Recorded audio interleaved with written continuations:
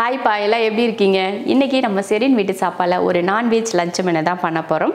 என்ன பண்ண போகிறோம் அப்படின்னு பார்த்தீங்கன்னா குடல் கறி, அதுக்கப்புறமா பார்த்தீங்கன்னா சிக்கன் கிரேவி, அப்புறம் ரசம் சாதம் இதுதான் பண்ண போகிறோம். நம்ம செரின் வீட்டு சாப்பாடில் இது வரைக்கும் நம்ம குடல் கறி செஞ்சதில்லை, இன்றைக்கி தான் ஃபஸ்ட் டைம் பண்ண போகிறோம்.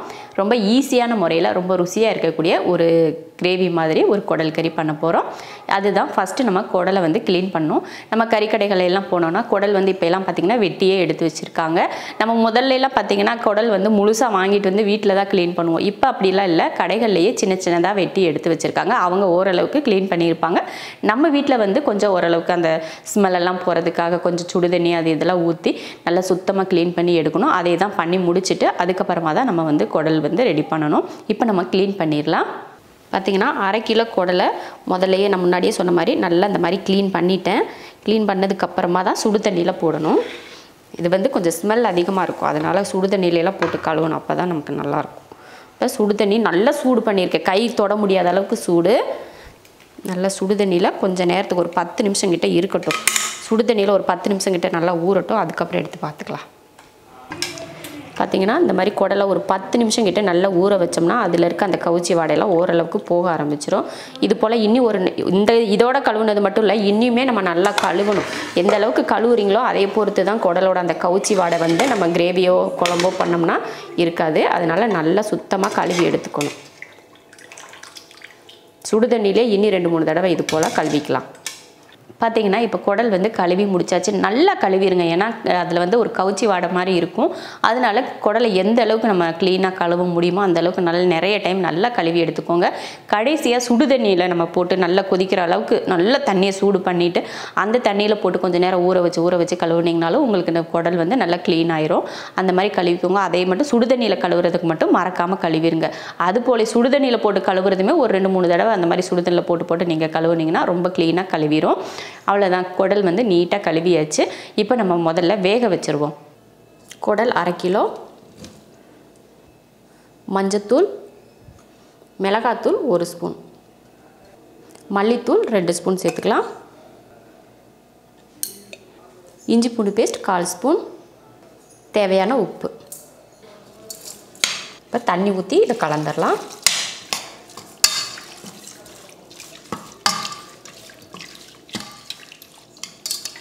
இந்த அளவுக்கு குடல் நல்லா முங்குற அளவுக்கு தண்ணி ஊற்றிருக்கேன். இப்போ குக்கர் மூடி போட்டுடலாம். அடுப்பில் வச்சு ஒரு 10 விசில் கிட்ட வேக வச்சு எடுத்துக்கலாம். குடல் வந்து வேக வச்சாச்சு, கிட்டத்தட்ட ஒரு 10 விசில் கிட்ட நம்ம வேக வைக்கணும். இப்போ நம்ம அடுத்ததாக வந்து சாதமும் ஒரு அடுப்பில் வச்சு விட்டுறலாம். இந்த படியில் 1.5 படி அரிசி 1/2 மணி நேரமாக ஊற வச்சு எடுத்திருக்கேன். இதில் தண்ணி சேர்த்துக்கலாம். 1 2 3, தேவையான உப்பு. இப்போ குக்கர் மூடி போட்டுடலாம். அடுப்பில் வச்சு 3 விசில் விட்டு இறக்கிக்கலாம். மசாலா வறுத்து அரைச்சிக்கலாம்.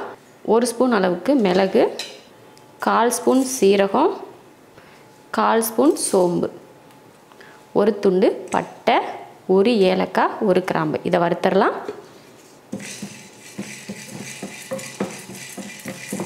இப்போ அடுப்பை ஆஃப் பண்ணிடலாம். நல்லா பொரிஞ்சிருச்சு. இப்போ இதை மாற்றி பவுட்ரு பண்ணிக்கலாம். பார்த்திங்கன்னா வறுத்ததை மிளகு சீரகம் சோம்பு பவுட்ரு பண்ணி எடுத்தாச்சு. இப்போ நம்ம குடல் வேக வச்சோம் இல்லையா, அதோட ஸ்டீமெல்லாம் இறங்கிருச்சு.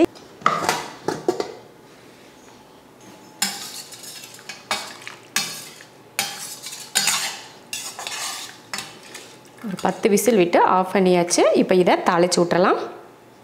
குடல் தாளிக்கிறதுக்கு ஒரு கடாய் வச்சு எண்ணெய் ஊற்றிடலாம். 2 பட்டை, 2 ஏலக்காய், 2 கிராம்பு, அடுத்து 2 பெரிய வெங்காயம், கொஞ்சம் கருவேப்பிலை.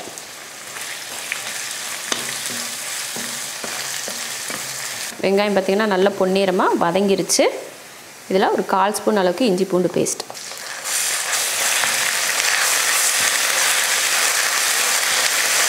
இஞ்சி பூண்டு பேஸ்ட்டு போட்டு நல்லா வதக்கினதுக்கப்புறமா வேக வச்சு எடுத்துருக்க குடலை அந்த மசாலா தண்ணியோடையே சேர்த்துக்கலாம்.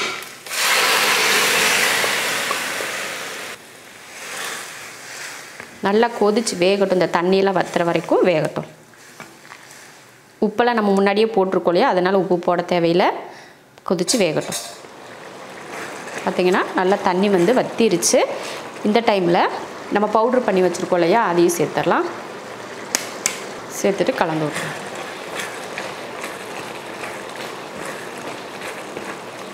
கலந்து விட்டாச்சு. இப்போ அடுப்பை சிம்மில் வச்சு மூடி வச்சுருவோம். கிட்டத்தட்ட ஒரு 4லேருந்து ஒரு 5 நிமிஷத்துக்கிட்ட இந்த மாதிரி அடுப்பை சிம்மில் வச்சுட்டு இந்த மாதிரி வேக வச்சிங்கன்னா நல்லா எண்ணெய் பிரிஞ்சு வர ஆரம்பிச்சிடும். இதே பக்குவத்தில் நீங்கள் எடுத்திங்கன்னா தான் சாதத்தில் வந்து பிசைஞ்சு சாப்பிட, இல்லை இட்லியிலாம் தொட்டு சாப்பிட, தோசைக்கு தொட்டு சாப்பிடலாம் ரொம்ப நல்லாயிருக்கும். இந்த பக்குவத்தில் நான் எடுத்துக்கிறேன். இதை விட இன்னும் ட்ரை ஆக்கணும் அப்படின்னு நினச்சிங்கன்னா நீங்கள் ட்ரை ஆக்கிக்கலாம். இப்போ இறக்க போகிறதுக்கு முன்னாடி கொஞ்சம் கருவேப்பிலையும் மல்லித்தலையும் தூவிடலாம். தூவிட்டு கிளறி விட்டுடலாம்.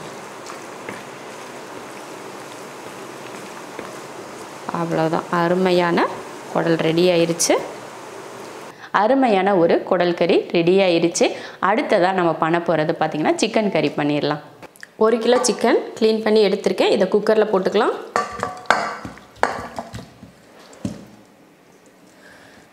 ஒரு கைப்பிடி அளவுக்கு பெரிய வெங்காயம், இதில் மல்லித்தூள் சேர்த்துக்கலாம். 2 3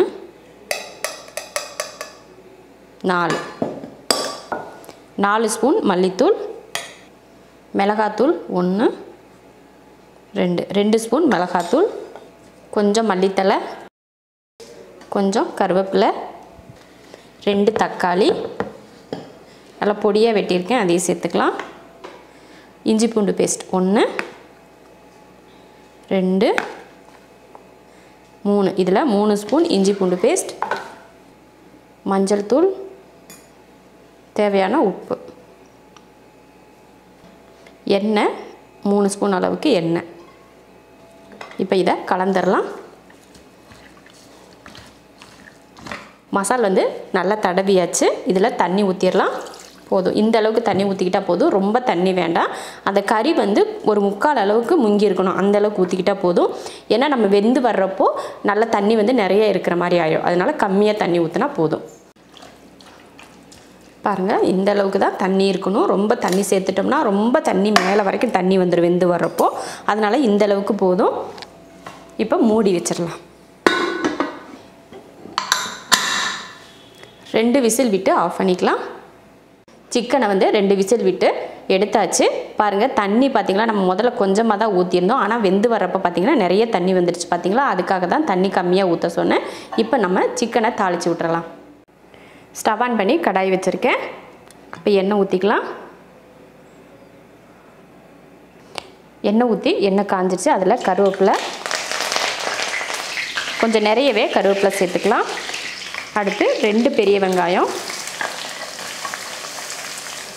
1 பிடி மல்லித்தலை. வெங்காயத்தை நல்லா வதக்கிடுவோம். வெங்காயம் பார்த்திங்கன்னா நல்லா வதங்கிருச்சு. அதே சமயம் நல்லா நம்ம எப்பயுமே வதக்குற மாதிரி பொன்னிறமாலாம் வதக்கலை, நல்லா மட்டும் வதக்கியிருக்கேன், பொன்னிறமாக வதக்காமல். ஆனால் வெங்காயம் வந்து நல்லா அந்த பச்சை ஸ்மெல்லாம் இல்லாமல் இருக்கணும், அந்த மாதிரி வதக்கி எடுத்தாச்சு. இப்போ நம்ம வேக வச்சுருக்கோம் இல்லையா சிக்கன், அதை சேர்த்துடலாம். அப்படியே தண்ணியோடு சேர்த்துருவோம்.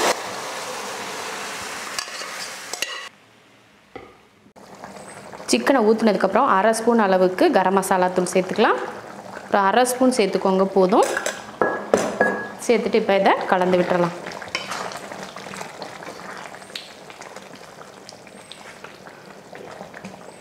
இதுக்கப்புறமா நம்ம தண்ணி எதுவுமே ஊற்ற வேணாம், இது நல்லா வெந்து வத்தட்டும். இப்போ வந்து சிக்கன் வந்து தாளித்து விட்டாச்சு. அது ஒரு 10 நிமிஷம் கிட்ட நல்லா வெந்துட்டு இருக்கட்டும். அதுக்குள்ளேயே நம்ம ஒரு பக்கம் ரசம் வச்சிடலாம். ரசத்துக்கு தட்டி எடுத்துக்கலாம். 1/4 ஸ்பூன் அளவுக்கு சீரகம், 1/2 ஸ்பூன் மிளகு, ஒரு 5லேருந்து 6 போல் பூண்டு பல். இப்போ இதை தட்டி எடுத்துக்கலாம். ரசத்துக்கு பார்த்திங்கன்னா தட்டி எடுத்தாச்சு. அடுத்து புளி கரைச்சிக்கலாம். ஒரு சின்ன சைஸாக புளி எடுத்து, சின்ன நெல்லிக்காய் அளவுக்கு புளி எடுத்திருக்கேன், அதை கரைச்சிடலாம். புளியை கரைச்சிட்டு அதோட சக்கையை எடுத்தாச்சு. இப்போ ரசத்துக்கு எல்லாமே ரெடியாக இருக்குது. இப்போ தாளித்து விட்டுறலாம். ஸ்டவ் ஆன் பண்ணி ரசம் தாளிக்க பாத்திரம் வச்சாச்சு. அதுக்கப்புறம் கொஞ்சம் எண்ணெய் விட்டுக்கலாம். எண்ணெய் காஞ்சதுமே கொஞ்சம் கடுகு பொரிஞ்சதுமே 2 வரமிளகாய், கொஞ்சம் கருவேப்பிலை,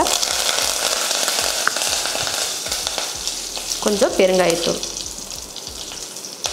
அடுத்து நம்ம ரசத்துக்கு தட்டணும் இல்லையா, அதையும் சேர்த்துக்கலாம். கொஞ்சமாக மஞ்சள் தூள். இதை கலந்து விட்ருவோம். அடுத்து இதில் தக்காளி சேர்த்துக்கலாம். 3 தக்காளி. இதையும் நல்லா வதக்கிடலாம்.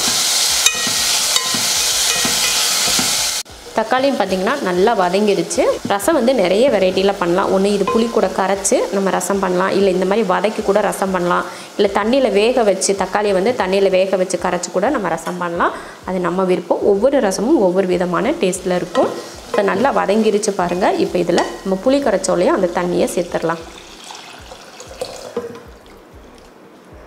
புளிப்பு எந்த அளவுக்கு இருக்குது அப்படின்னு சொல்லி பார்த்துட்டு தான் அடுத்து நம்ம தண்ணி சேர்த்துக்கணும்.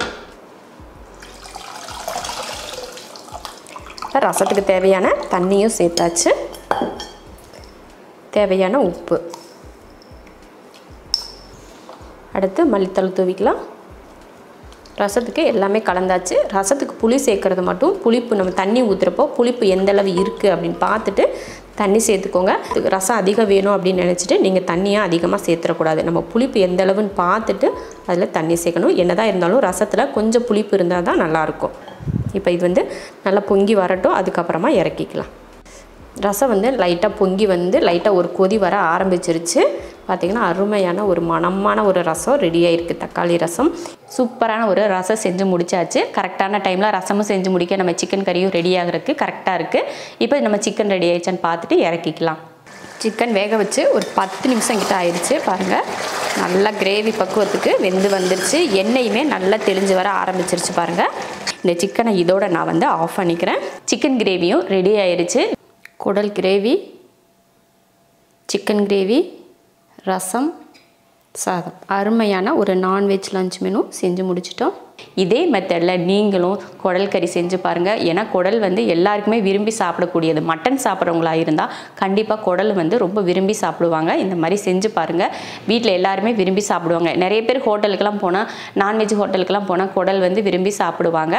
அந்த மாதிரி நம்ம வீட்டில் வாரத்தில் ஒரு நாள் இந்த மாதிரி குடல் கறி வீட்டில் செஞ்சு கொடுத்தா அவங்களும் விரும்பி சாப்பிடுவாங்க. ஏன்னா நம்ம வீட்டில் செய்கிறோம் அப்படிங்கிறப்போ நம்ம வீட்டில் டேஸ்ட் இன்னும் கொஞ்சம் நல்லாயிருக்கும். நமக்கு வீட்டில் நல்லா தாராளமாக சாப்பிட்ட மாதிரி இருக்கும். ஏன்னா கடைகளில் போய் சாப்பிட்டோம்னா கொஞ்சமாக தான் கொடுப்பாங்க. இவ்வளோண்டு ஒரு 10 குடல் தான் இருக்கும்.